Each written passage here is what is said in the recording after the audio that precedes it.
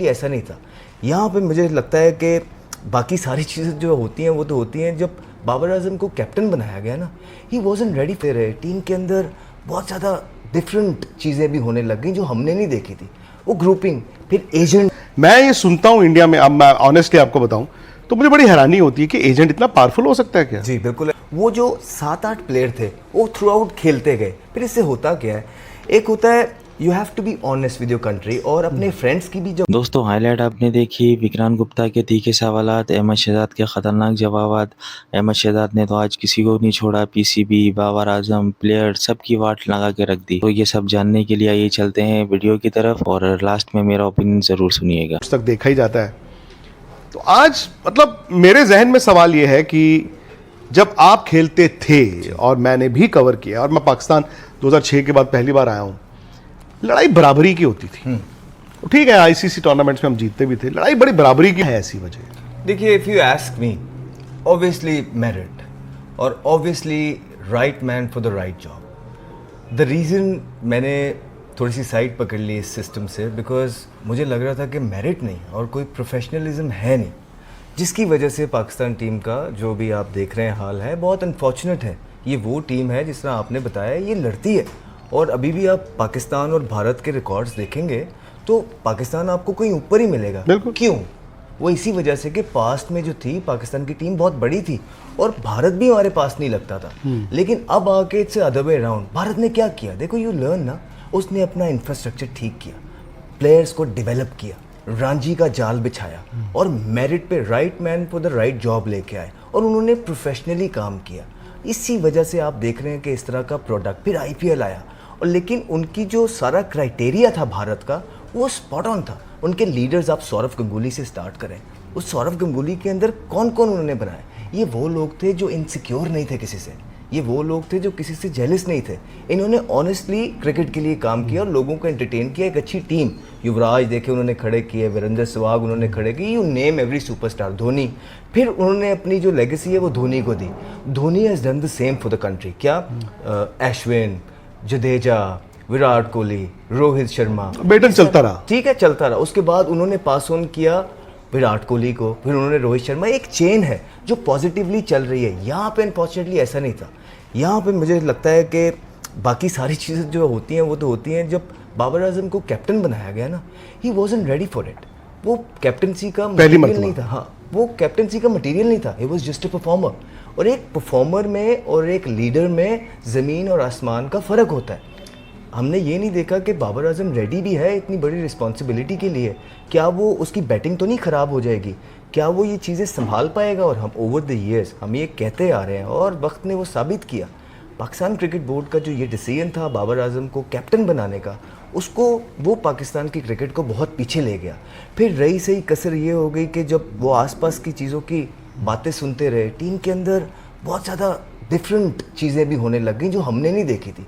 वो ग्रुपिंग, फिर एजेंट आ गए पाकिस्तान की क्रिकेट के अंदर। वो एजेंट ने 8 प्लेयर्स। ये सच है कि मतलब आपकी क्रिकेट पिछले 3-4 साल में ऐसा हो रहा था कि एजेंट्स डिसाइड करते थे क्या होगा क्या नहीं होगा? बिकॉज मैं ये सुनता हूँ इंडिया में, अब मैं ऑनेस्टली आपको बताऊँ तो मुझे बड़ी हैरानी होती है कि एजेंट इतना पावरफुल हो सकता है क्या? जी बिल्कुल ऐसा ही है। हमारे जो करंट प्लेयर हैं जिसमें से 7-8 प्लेयर्स वो एक एजेंट के साथ थे। और एजेंट का फ़ायदा किस चीज़ में होता है? एजेंट का फ़ायदा इसी में होता है कि उसके ज़्यादा से ज़्यादा प्लेयर टीम में खेलें और वो इन्फ्लुएंस कर लेता है। जी बिल्कुल, ऑब्वियसली जब कप्तान भी उसी का है, जब वाइस कप्तान भी उसी का है, तो बहुत ज़्यादा इन्फ्लुएंस हो गया था इन चीज़ों पे उसका, जिसकी वजह से वो जो 7-8 प्लेयर थे वो थ्रू आउट खेलते गए। फिर इससे होता क्या है, एक होता है you have to be honest with your country और अपने फ्रेंड्स की भी जो गलतियां हैं ना वो आप दुनिया के सामने लेके आते हैं। फिर एक दूसरी चीज़ है, जब आप उनकी गलतियां और ब्लंडर्स अंडर द कार्पेट छुपाते रहें और उसको अननेसेसरी सपोर्ट करते रहें कि ही इज़ माई फ्रेंड, उसका फिर नुकसान मुल्क को होता है। फिर डबल नुकसान क्या हुआ, विक्रांत भाई, जो हमारा डोमेस्टिक का पहिया था वो रुक गया। जब आप डोमेस्टिक के परफॉर्मर को नहीं लेके आएंगे तो फिर वो क्या होगा, वो छोड़ के दुबई जाने लग गया, वो छोड़ के यूएसए जाने लग गया। वो कहता था हम तो जितनी मर्जी परफॉर्मेंस कर लें, हमें तो मौका नहीं मिल रहा है। तो ये सारा किस वजह से हो रहा था? वो जो टीम के अंदर ग्रुपिंग थी या कैप्टन थे, उन्होंने ये सारी चीज़ें वहाँ से स्टार्ट की, विच इज़ रॉन्ग। आप मुझे खुद बता दीजिए कि जिस मुल्क के अंदर ये चीज़ हो रही हो कि आप ग्रुप्स हैं टीम के अंदर और उस पर एक्शन नहीं लिए जाते। आप पता है क्या होता है, हम जब बात करते हैं ना यार टीम के अंदर ग्रुपिंग थी, तो हमें जवाब क्या मिलता है, यार किस दौर में नहीं थी? आप एंड्रयू सैमंड्स का किस्सा याद है, उसने एक मीटिंग मिस की, वो कितना बड़ा प्लेयर था, रिकी पॉन्टिंग ने उठा के बाहर किया। क्यों?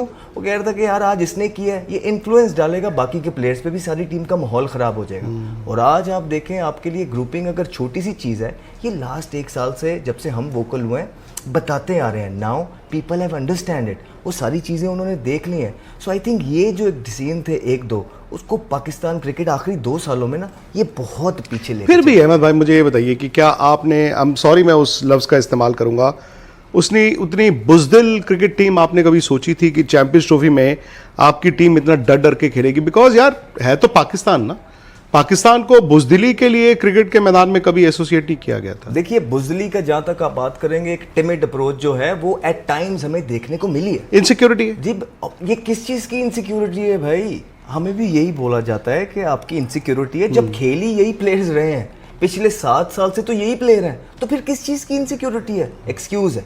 मसला ये था स्किल का।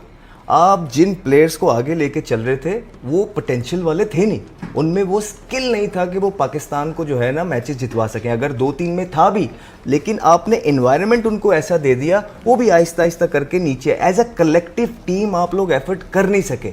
उसका यही मसला था कि जब आप अपने फ्रेंड्स को ओबलाइज करते हैं टीम के अंदर, तो वो जो फ्रेंड 1 ही 2 जो होते हैं वो टीम का सारा बैलेंस तोड़ देते हैं, जिसकी वजह से एक टाइम है आपका, तब तक आप पीक परफॉर्मेंस कर सकते हैं, लेकिन जैसे ही वो टाइम गुजर गया आपकी अपनी परफॉर्मेंसेस भी नीचे आती हैं। और जब आपकी परफॉर्मेंस नीचे आती हैं फिर आप टिमिट अप्रोच के साथ खेलते हैं। और ये सिर्फ पाकिस्तान के साथ नहीं होता, आप भारत को भी ले आए, दुनिया की कोई टीम ले आए, जब आप हार रहे हैं, आपकी परफॉर्मेंसेस नीचे हैं, क्रिटिसिज्म हो रहा है, तो आपको थोड़ी बहुत बुज़दिली नज़र आती है। और हमने देखी है ये थ्रू आउट हर टीम के अंदर। लेकिन अब करना क्या है? ये सारी चीज़ें तो हो गई, अब now is the right time. देखिए, आप होस्ट थे यार चैंपियंस ट्रॉफी के, आप 4 दिन के अंदर, 4 दिन में टूर्नामेंट, मतलब 4 दिन में आपका टूर्नामेंट खत्म हो गया। क्या आपका ख्याल है हमें दुख नहीं होता?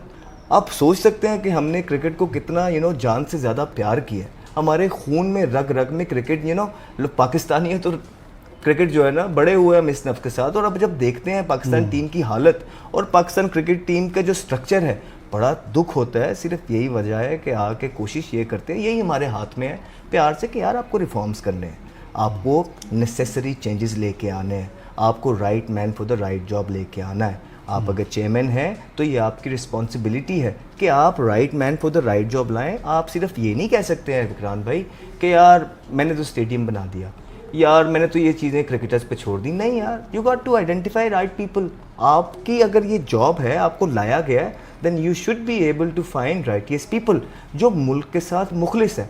अब मसला ये आ जाता है कि वो यहाँ पे भी एक वो ग्रुपिंग है जो बाहर वाले चेन है, वहाँ पे भी कुछ हाथ प्लेयर्स हैं जो आपको बार बार वही नज़र आ रहे हैं, जो फॉर्मर प्लेयर्स, जी आपको बार बार वही नज़र आ रहे सिस्टम हैं। में उनसे आगे सिस्टम देख नहीं पा रहा है, उनसे आगे को सिस्टम शायद नज़र नहीं आ रहा है। तो ये सारी चीज़ें हैं कि जब आप ट्राइड एंड टेस्टेड लोगों को बार बार ला के ओबलाइज करेंगे डिफरेंट स्पेसिस के अंदर, तो आप किस तरह तरक्की चाह रहे हैं? मुझे तो नहीं पता कि इस तरह रिफॉर्म्स होते हैं और तरक्की होते हैं। I think now is the high time कि आपकी टीम का जो इस टाइम हाल हो गया वह उसको सीरियसली लेना है, मिल के बैठना है और बुलाना है लोगों को, आपने पूछना है राइट लोगों को, वो लोग जो। दोस्तों वीडियो आपने देखी, इस पे मेरा ओपिनियन ये है कि अहमद शहजाद ने बिल्कुल ठीक कहा। बाबर आजम के अंदर एबिलिटी नहीं थी कैप्टनसी की। जिस दिन से उनको कैप्टनसी दी गई है उस दिन से उनकी परफॉर्मेंस नीचे की तरफ चली गई है। हमारे सामने मिसाल तेंदुलकर, विराट कोहली, ये इतने बड़े बड़े क्रिकेटर है, मगर जब भी इनको कैप्टनसी दी गई है तो उनकी परफॉर्मेंस को डिक्लाइन की तरफ चली गई है। तो बाबर आजम को कैप्टनसी देना बिल्कुल गलत फैसला था। और रहा सवाल ग्रुपिंग का, तो भाई हम बचपन से देखते हुए आ रहे हैं और शायद मरते दम तक ग्रुपिंग देखते रहेंगे। तो दोस्तों वीडियो अच्छी लगी हो तो लाइक एंड सब्सक्राइब जरूर कर दीजिएगा।